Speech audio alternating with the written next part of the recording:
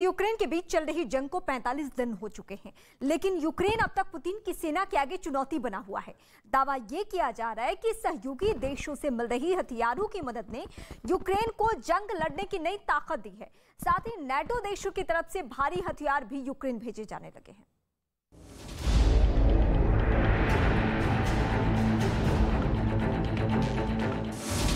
जंग में यूक्रेन के अब तक टिके रहने का राज। 42 दिन की जंग में जारी है वार पलटवार। न पुतिन माने न ज़ेलेंस्की झुके। अब रूसी हथियार से तबाही मचाएगा यूक्रेन।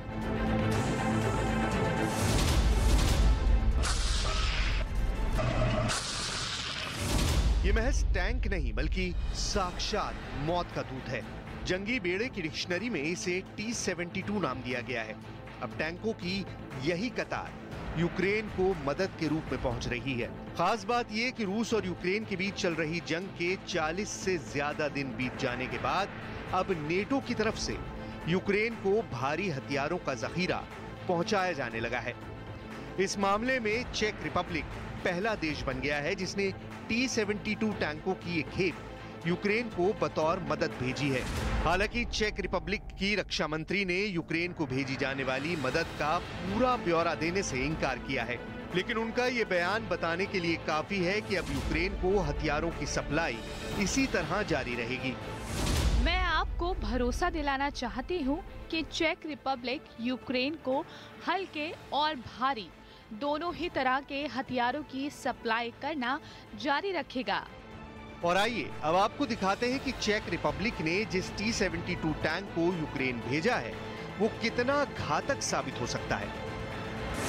ये टैंक बेहद हल्के होते हैं। इन टैंकों से 780 हॉर्स पावर पैदा होती है। ये न्यूक्लियर हमलों से बचने के लिए बनाया गया है।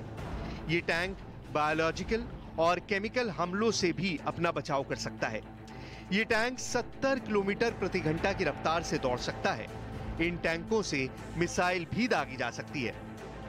इतना ही नहीं, ऑटोमेटिक ट्रैकर के चलते ये दुश्मन टैंकों को ट्रैक भी कर सकता है।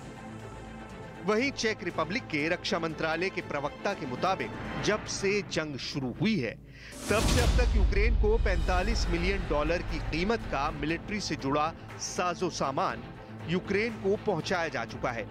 इतना ही नहीं, अब जर्मनी की तरफ से भी यूक्रेन को बख्तरबंद गाड़ियों की खेप भेजे जाने का ऐलान कर दिया गया है। यह ऐलान ऐसे वक्त में किया गया है जब जर्मनी पर यूक्रेन की पर्याप्त मदद नहीं करने के आरोप लग रहे थे। उधर नेटो के ही सदस्य देश एस्टोनिया ने भी D-30 हावित्जर तोपों की खेप यूक्रेन भेज दी है। इतना ही नहीं, एस्टोनिया ने बॉडी आर्मर समेत युद्ध से जुड़े दूसरे साजो सामान भी भेजे हैं। यूक्रेन के सहयोगी देशों की तरफ से जिस तरह ये मदद लगातार भेजी जा रही है उसने अब तक जंग के मैदान में ज़ेलेंस्की की सेना को बनाए रखा है। और अगर इसी तरह से यूक्रेन को हथियारों की सप्लाई जारी रहती है तो ये जंग कितनी लंबी खिंचेगी इसका अनुमान भी लगाना मुश्किल है। खबर आ रही है कि यूक्रेन ने अपने एयर डिफेंस सिस्टम S-125 नेवा से रूस के सबसे ताकतवर लड़ाकू विमान सुखोई को ढेर कर दिया है।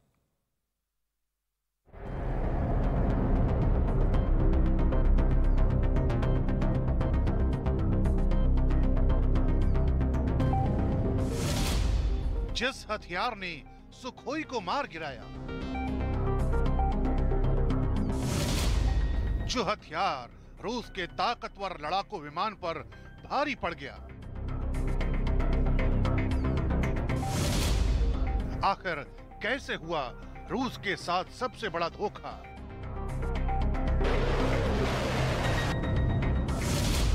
आखिर कैसे आसमान में साजिश का शिकार हुआ रूस?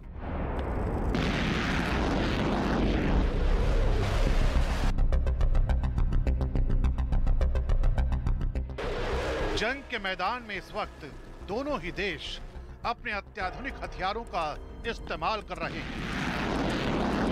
कोई भी 1 इंच पीछे हटने को तैयार नहीं है। दुश्मन के छक्के छुड़ाने के लिए हर नीति का इस्तेमाल किया जा रहा है।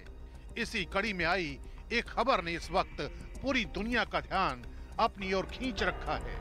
बताया जा रहा है कि यूक्रेन ने अपने एयर डिफेंस सिस्टम S-125 नेवा से सुखोई विमान को मार गिराया है। दावा किया जा रहा है कि महज 2 दिन पहले ही खार्किव में इसी एयर डिफेंस सिस्टम ने पलक झपकते ही रूस के बेहद घातक सुखोई को मार गिराया।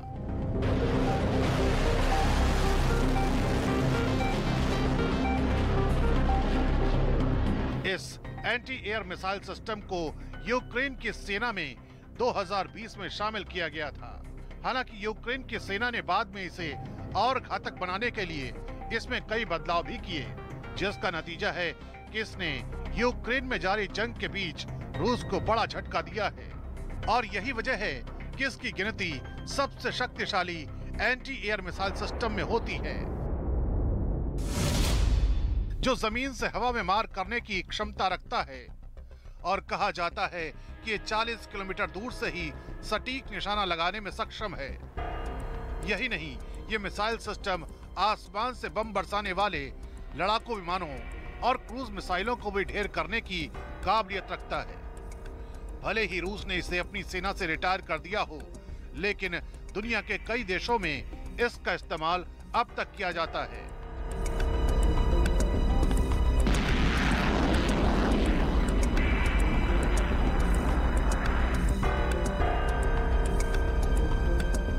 और इसी का फायदा अब यूक्रेन को मिल रहा है।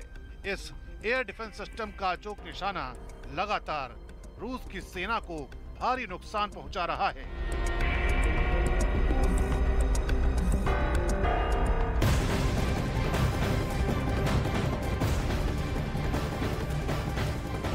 और इस वक्त की बड़ी खबर, रूस यूक्रेन युद्ध की सबसे खौफनाक तस्वीर सामने आई है। अब युद्ध शहर के अंदर लड़ा जा रहा है। टैंक शहर के अंदर इमारतों पर फायर कर रहे हैं। सेना के जवान गोलियां दाग रहे हैं। गोलियों की तड़तड़ाहट से पूरा इलाका गूंज रहा है। ये बड़ी तस्वीर आपके सामने है, जहां पे देखिए आप, सेना की मौजूदगी दोनों ही तरफ की। यूक्रेनी सेना अपने देश के बचाव में आज भी युद्ध के मैदान में डटी हुई है, लेकिन रूसी सेना जो कहर बरपाना अभी भी नहीं भूली है। अभी भी वो लगातार लोगों को निशाना बना रहे हैं, इमारतों को टारगेट कर रहे हैं। पूरा का पूरा शहर आप देखिए कैसे तहस नहस हो चुका। और ये बड़ी तस्वीर आज निकलकर सामने आई है यूक्रेन के एक इलाके से, जहां पे अभी भी लगातार सेना सक्रिय है। रूस की सेना और टैंक से हमले किए जा रहे, कई इमारतें ध्वस्त की जा चुकी है। और महायुद्ध की सबसे खौफनाक तस्वीरों में से एक ये भी तस्वीर है। हालांकि सबको उम्मीद इस बात की थी कि अब युद्ध थम जाएगा, रूसी सेना पीछे हट रही है, लेकिन ये सच नहीं है। रूसी सेना पहले से भी ज्यादा अग्रेसिव है।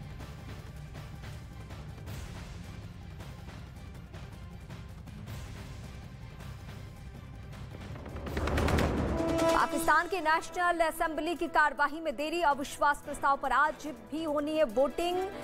मतदान से पहले विपक्ष ने किया इमरान के खिलाफ बहुमत होने का दावा। हिमाचल प्रदेश विधानसभा चुनाव के लिए बीजेपी ने की अभियान की शुरुआत। शिमला में पार्टी अध्यक्ष जेपी नड्डा के रोड शो में उमड़ी भीड़। रूस के हमले में यूक्रेन के बाकियों में भी भारी तबाही, स्कूल को बनाया निशाना। न्यूज़ 18 पर देखिए ग्राउंड जीरो से हर पल की खबर।